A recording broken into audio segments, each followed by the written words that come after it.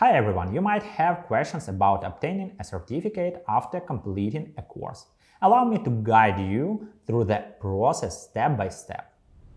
The first thing you need to do is log into your account.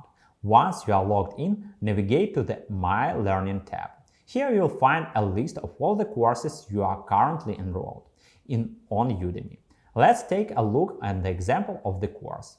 Before proceeding, make sure you have completed 100% of the course to be eligible for certificate. It won't be available if you skip even one lecture or assignment. After completing the last lecture, simply click on the designated area and claim your certificate. Once you click, your certificate starts generating and will be available for download as a PDF for a while.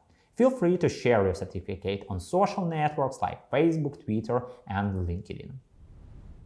Remember, completing 100% of the course is important to receive their certificate. That's all for today's lesson. I hope you found it helpful and I look forward to seeing you in future lessons.